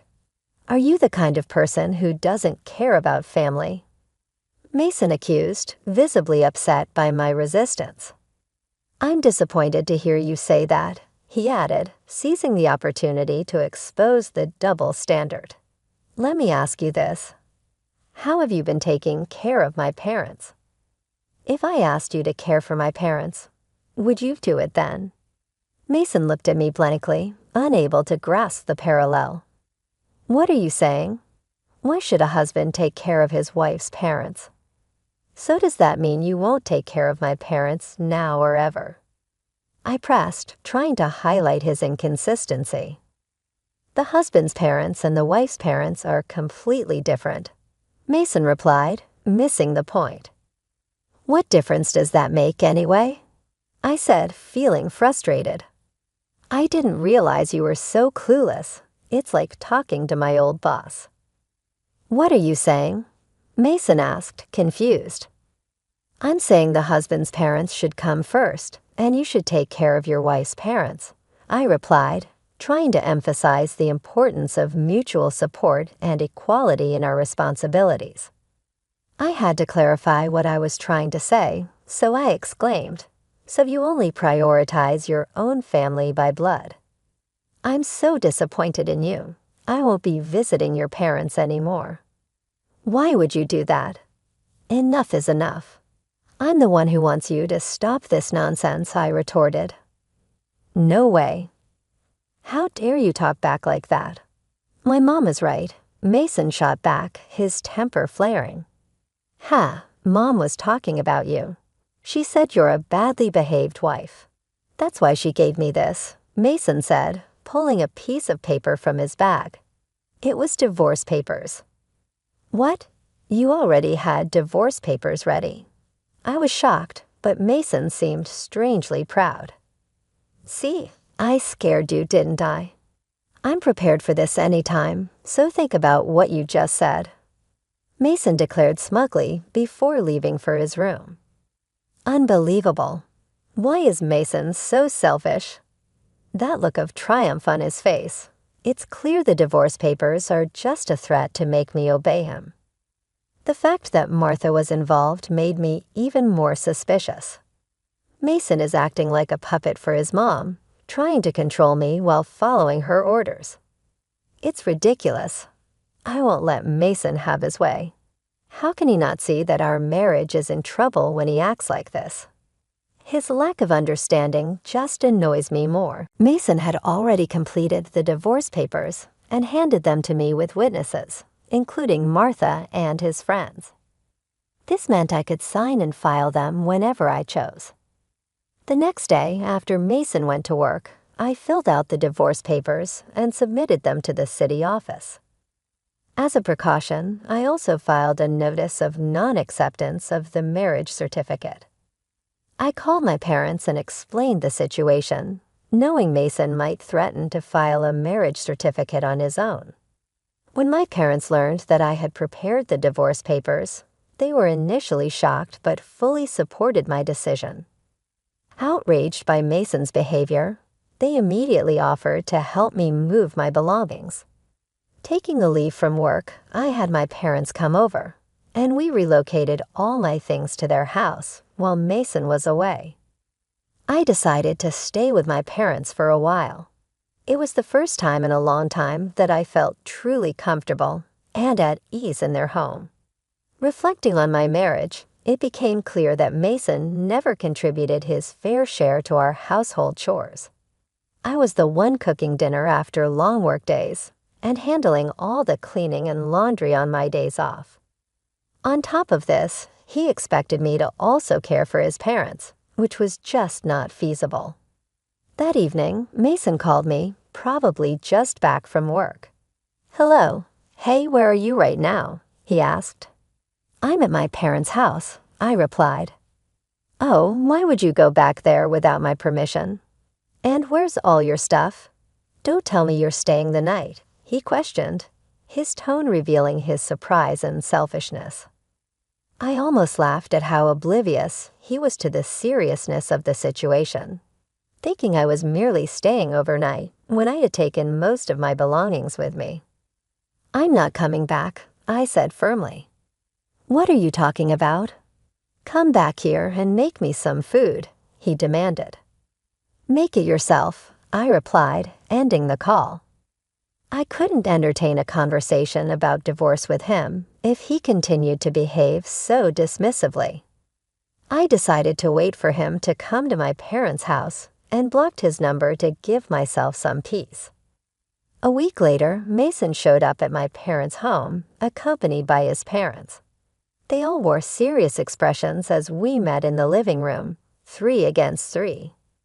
"How could you do this? How could you leave without my permission?" Mason demanded, his voice filled with incredulity and accusation. "You were treating me like a housekeeper, Mason. All I ever asked was that you take care of your family responsibilities," I responded, standing my ground. I countered, "That's not true. What kind of wife am I if I don't take care of Mason?" Martha gave me a fierce glare. My father began to tremble with anger, but I quickly stepped in. Mason told me to quit my job and take care of Martha, claiming it was my duty as his wife. Yet when it comes to my own family, he expects me to handle everything alone. Ultimately, Mason wants obedience and uses me to care for his parents while taking credit for it. That's why he prioritizes his parents over mine. Have you heard Mason say these things? Martha continued to glare, but Liam looked confused, indicating he hadn't been aware of this before. "Let me clear the air," Mason said suddenly, bringing up the divorce papers and claiming it was all Martha's idea. "Why would you suggest that?" Liam asked, clearly surprised. "Oh no, it's because Camila has an attitude problem," Martha stammered. "And did you say that Camila's parents aren't a priority?" I pressed. "Well, it's only natural that your parents come first," Martha retorted defensively. "Don't be absurd. I came here to support you after hearing about the unfair treatment Camila endured. But now it seems you're the one at fault. Don't hide behind her parents' authority to get your way," Liam said, making Mason visibly shrink in his seat. Liam then apologized to me and my parents. "I'm truly sorry for the trouble caused by my foolish son. I will have a serious talk with him." "Liam, you're not to blame at all, so please don't apologize," I replied. "Thank you for your kind words, but there's something else I need to say," I added. I turned to Mason, who was now nervous. "The divorce papers you gave me, I've already filed them. We're no longer married." Mason and Martha both turned pale. "Why did you file them without my permission?" Mason demanded, shocked. "You told me I could file them whenever I wanted. Besides, you had already filled out your part and had Martha sign as a witness," I calmly explained. Mason was clearly at a loss for words. Seeing the tension, Liam, furious, intervened. "Mason, you used divorce as a threat," he exclaimed, unable to contain his anger, and slapped Mason across the face. Martha, witnessing this, was visibly shaken. Liam turned to me and apologized sincerely. "I apologize deeply that you had to witness this. You have every right to divorce this fool. On behalf of Mason, I'm truly sorry for the ruin brought upon your marriage," he said, his grip tightening on Mason's collar as he demanded apologies from both Mason and Martha before ushering them out of the house. Later, I thanked Liam for his intervention. He assured me that all of Mason's assets and property were transferred to me without any hassle. Given my higher income and the effort I had put into managing our household, it was a relief to secure everything from our marriage. Later, I learned that Liam, who was obviously repulsed by Martha's behavior, had filed for divorce. I met a coworker from Mason's previous job one day, and she revealed some startling information. Mason's supervisor had been giving him harsh criticism frequently since he wasn't doing a good job at his work. Mason's resignation and job change were acts of defiance that made me even more frustrated with him. He placed the blame for his failures on others rather than accepting responsibility, which probably led to his lesser salary in the new job. I'm glad I got away from him now. I'm enjoying living on my own after renting a cozy flat. My work is going well, and I recently got paid more. I would much rather concentrate on my profession at this time, and am not interested in relationships. Mason has always been more concerned with appearances than aptitude. At home, he kept up a front, but he never developed professionally. Unfortunately, a lot of spouses think they are powerful when they threaten to file for divorce, but this is a tremendous error. I pray they realize their foolishness and discover contentment on their own.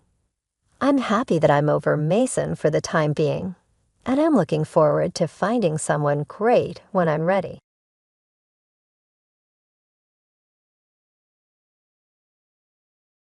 My name is Helen, and I turned 30 years old recently. Many years ago, I foolishly thought that my love could fix all of his problems. Therefore, I chose to marry a man who had a lot of problems. I believed I could make him see how valuable he is.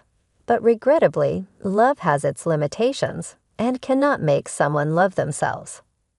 I'm going to call my former spouse Scott. He was driven beyond the typical desire to make his parents proud and developed an extreme preoccupation with pleasing them. This obsessive demand for their acceptance dominated his entire life. I'll refer to Scott's parents as Mr. and Mrs. Kyle. Scott was more in need of their attention because they didn't seem to care about him.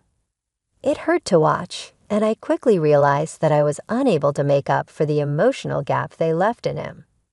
To make matters worse, Scott would often spend our funds on lavish presents and trips for his parents, using up our money for things they almost ever utilized. Our relationship suffered greatly as a result of his careless spending, which turned into a constant subject of contention between us, and made me feel like I was competing with his parents for his attention.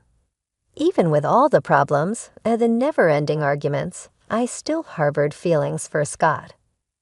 I clung to the notion that he would rise above the impractical standards his parents had set for him and discover true fulfillment in himself. It was painfully obvious that Scott's parents' bad influences could not be kept at bay by my love alone. One day, things became serious when Scott walked up to me and gave me a serious face, like he had something important to talk about. Considering the ups and downs of our relationship, I prepared myself for something extreme because I felt this discussion would lead to our most heated argument to date. "Helen, there's something important I need to talk about," he began with a grave tone. "What's going on?" I asked, my heart sinking in anticipation of bad news. "It's about my parents. They're retiring soon, and I want to surprise them with a luxury vacation. It's going to be quite expensive," he revealed, his face a mix of excitement and anxiety. "That sounds nice, as long as the money comes from your personal savings." "I really don't want to dip into our joint savings again," I responded, hoping to steer clear of another financial argument. "I don't have enough to cover it on my own." I was hoping we could use some of our savings, Scott admitted, his expression torn between hope and concern. Scott, if it's more than we can afford, maybe we should reconsider this expense. I suggested gently, trying to anchor him back to reality. However, my words only upset him. You just don't understand, Helen. I love my parents and want to do something special for them. Love isn't about counting every penny. It's about grand gestures, he argued with passion. I countered, but love is also about being there for each other and making sacrifices together, not at the expense of our financial stability. This trip might be important to them, but we need to think about our future too. Scott remained adamant. I have to do this for them. I thought you of all people would understand.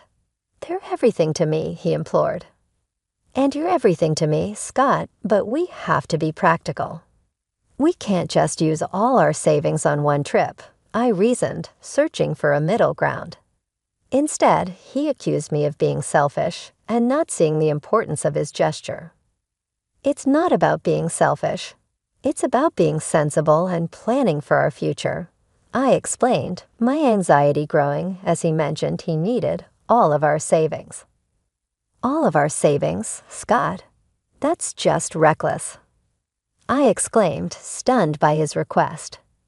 You're being heartless, he shot back, convinced I couldn't grasp his desire to make his parents happy.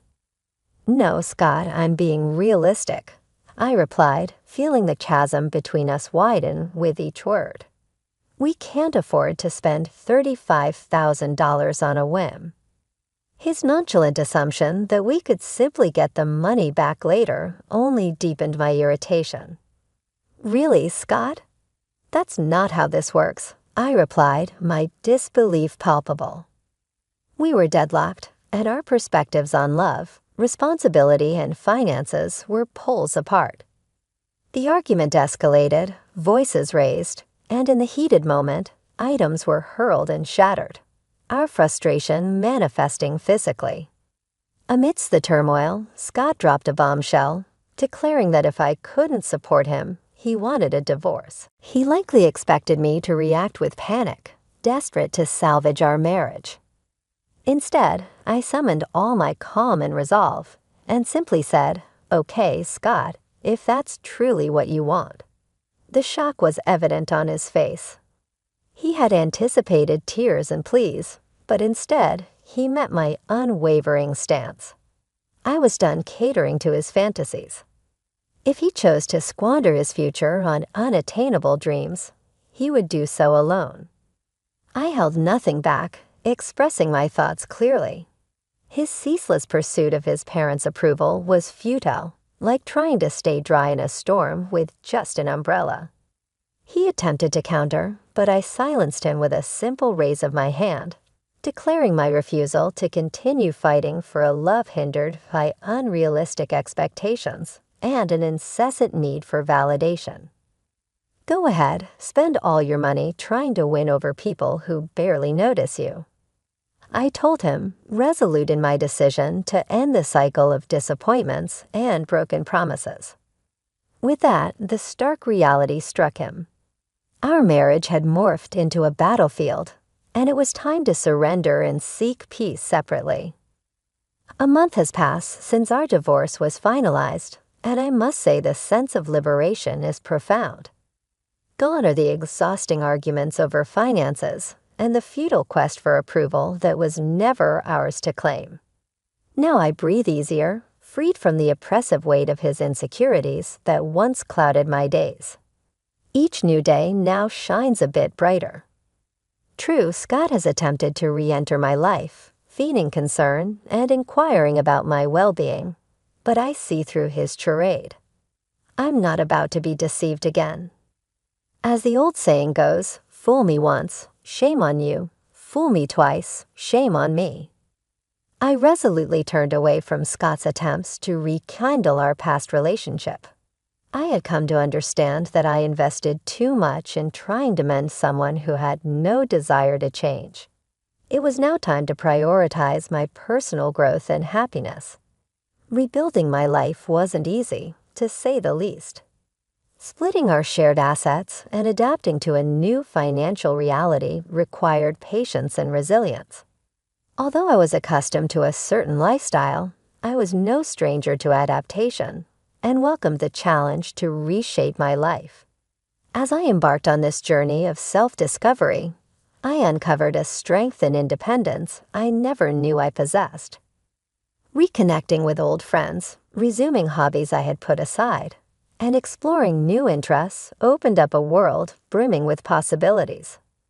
I was determined to seize this fresh start. Yes, there were moments filled with self-doubt and loneliness, and adjusting to a tighter budget was tough. The scars from a failed marriage don't vanish overnight. But with each day, I found solace in knowing that I was no longer compromising my happiness to cater to someone else's insecurities. The relative ease with which I moved forward was perhaps indicative of how long I had clung to a relationship that was doomed. It was astonishing to see how much I could achieve once I was liberated from that emotional burden. A month into this new chapter, I was still adjusting but feeling more empowered than ever. Amidst this transformation, Scott's messages took on a new tone. He claimed he was in danger and urgently needed to meet.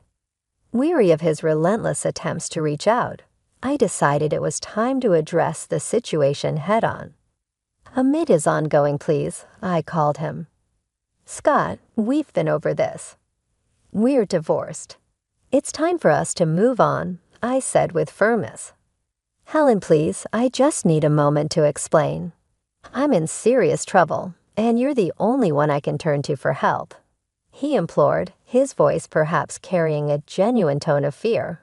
Or maybe it was just the absence of hearing his voice that made it seem so. Whether it was the long silence since our last heartfelt conversation, or his seemingly sincere distress, a part of me was intrigued yet cautious about his intentions. Despite my reservations, I agreed to meet Scott. "Fine, but we're not meeting at my place. Let's go to that cafe we used to frequent." "No tricks, understood," I stipulated. "Thank you, Helen. I promise I just need someone to listen." "You're the only one who understands me," he replied, sounding genuinely relieved. You might be wondering why I would agree to meet Scott after everything that happened. Truthfully, I questioned my own decision. Yet sometimes, curiosity and a lingering concern, no matter how faint, compel us to act against our better judgment. I couldn't completely dismiss his plea. Divorced or not, I couldn't deny that part of me still cared. So there we were, sitting across from each other in the cozy cafe, enveloped in the comforting aroma of coffee. However, not even the familiar soothing environment could ease the tension. Watching Scott with anxiety etched across his face, and those deliberately sad eyes trying to tug at my heartstrings, was almost comical. This time, though, I remained unmoved. I leaned back, composed and in control, prepared to listen but determined to keep the conversation on my terms. "Okay, Scott, you have my attention for now. What's this danger you're supposedly in? Just so you know, I'm not here to save you. I'm done cleaning up your messes," I stated, my tone firm yet open to hearing him out. Scott sighed deeply, his face a blend of regret and desperation that was almost pitiable. But I steeled myself against any emotional manipulation. "I know I've made mistakes before, Helen, but this situation is different. I've gotten involved with some seriously bad people. I owe them a lot of money, and they're not known for their patience," he confessed. I raised an eyebrow, skeptical of his melodramatic tale. "Really, Scott? Dangerous people? Are we revisiting the tale of your imaginary friends who seem to attract trouble?" I couldn't hide my disbelief. Scott's expression shifted to one of hurt and frustration, evidently hoping for a more sympathetic response. "No, Helen, this isn't made up. I'm in deep trouble, and coming to you is my last resort," he insisted, his voice tinged with desperation. Let me guess, you spiraled after our divorce. I continued, piecing together the predictable pattern of his post-separation choices.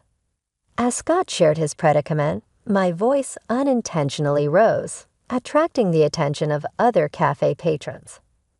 I shot them an apologetic look, trying to regain my composure. Look, I got caught up in something foolish, I admit, but now I'm in a mess that's bigger than I can handle alone, Scott confessed, his eyes filled with a desperate plea. My frustration was close to boiling over. How could he just waltz back into my life with yet another crisis? Yet beneath my irritation, a faint shadow of empathy lingered. How much are you in for? I asked, bracing myself for the answer. $120,000, Scott responded sheepishly. $120,000, Scott. Are you out of your mind? My outburst was louder this time, drawing sharp glances from around the cafe. I didn't bother with an apology. Anyone overhearing our conversation would likely understand my reaction. Helen, please, I'm begging you. I've got nowhere else to turn. I know I've made a mess of things, but you're the one person who really believed in me, Scott pleaded, his eyes glistening with a sincerity that momentarily reminded me of the man I once loved. But those days were long gone, and my priority now was self-preservation, even if it meant walking away from him. Don't pull at my heartstrings, Scott. It's way too late for that. When you said you needed help, I thought you meant maybe $20,000, not $120,000. You've completely lost it, I responded, my voice a mix of disbelief and indignation. Overwhelmed, Scott began to cry, seemingly oblivious to the uncomfortable glances from other patrons. Scott, calm down. This isn't the place for a scene, I said firmly. What's going to happen if you don't pay this back? They're threatening to harm me, Helen. I'm not joking. This is really bad, he managed between sobs.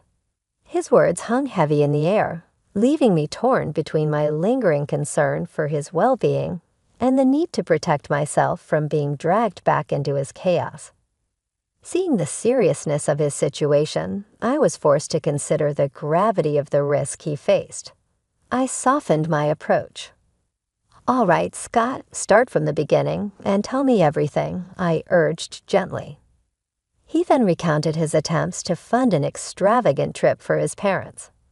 He had borrowed money, trusting a friend who ultimately let him down, plunging him deep into debt. As he narrated his missteps, I felt a mix of frustration at his reckless decisions and a reluctant amusement at the outcome.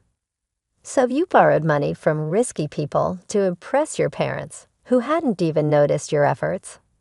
Is that what happened? I asked, seeking clarity on the sequence of events. Scott's expression fell, and tears streamed down his face as he faced the painful truth. Yes, ever since they went on that trip, it's like I don't matter to them, he confessed, his voice laden with regret. Even though I was irritated, I couldn't help but feel a twinge of sympathy for him. It was a harsh lesson for Scott, and seeing him so remorseful stirred a compassionate response within me. You've really gotten yourself into a tough spot, I remarked. Scott, I know you don't want to hear "I told you so," but you did create this mess yourself. I warned you it wasn't a good idea, and now, after choosing to leave me over it, here you are struggling. You invested everything in trying to make your parents happy, but all you received in return was their indifference. It's a hard lesson, but it's one you needed to learn, I explained, feeling a mix of concern and resignation. This was a bitter truth for both of us. Scott had pegged his self-worth on people who couldn't appreciate his sacrifices, and I had to come to terms with the fact that I couldn't shield him from his own decisions. I hoped that confronting these tough consequences would help him realize that I had always been on his side, but his relentless quest for parental approval was his undoing. As we sat in silence, the weight of our shared past filled with broken promises and unrealized dreams, was palpable. I realized it was time to completely let go. No more second chances, no more attempts to mend what was beyond repair. Scott needed to confront the outcomes of his actions on his own, and I needed to move forward and find my path to happiness. "I hope you find a way out of this, Scott," I said, my voice carrying a firm tone of finality. "You're not going to help?" Scott asked, looking genuinely surprised. "No, I'm not," I replied. "Why not?" he pressed. "Because I don't have the money to bail you out, and even if I did, taking on a huge loan that I'd be paying off for years isn't something I can afford." "I can't afford to be as reckless as you've been," I explained, my tone steady and unwavering. "Come on, Helen, please. I'm begging you," he pleaded, his desperation palpable. "Scott, expecting me to fix this for you, especially given how you're acting, isn't realistic," I said, feeling my patience thinning. "Yeah, I did expect that." "You're my ex-wife, not my enemy," he replied, still clinging to a shred of hope. But it was clear our lives had taken different paths. My focus now was on securing my peace and happiness, separate from the chaos that once intertwined our lives. "And that's the problem, Scott. You expect me to always be there to clean up your mess because that's what I used to do. I was your wife, so helping you out of trouble was something I did naturally. But I can't and shouldn't keep doing that. It's not my responsibility anymore," I continued. "After everything, I don't owe you anything, especially considering how our money was wasted on your ungrateful and toxic parents." "But I love them," Scott said, his voice softening. "And I love myself too. Loving myself means doing what's best for me, including taking care of my well-being," I countered. Scott cast a downward glance as he realized he wouldn't be getting the assistance he desired from me. I knew how desperate he was, so I gave him one final bit of advice. "As it appears that you have no other options, I would advise you to leave. Go to a remote location where they can't find you." With a steady yet determined tone, I turned to face Scott and stated, "I'm not sure what more you're asking of me." He sat silently, obviously disappointed that I had turned down his request for assistance this time. "Scott, it's time for us to go down different roads." I tried explaining, hoping he would understand the seriousness of what I was saying. "I can no longer allow myself to be enmeshed in your troubles.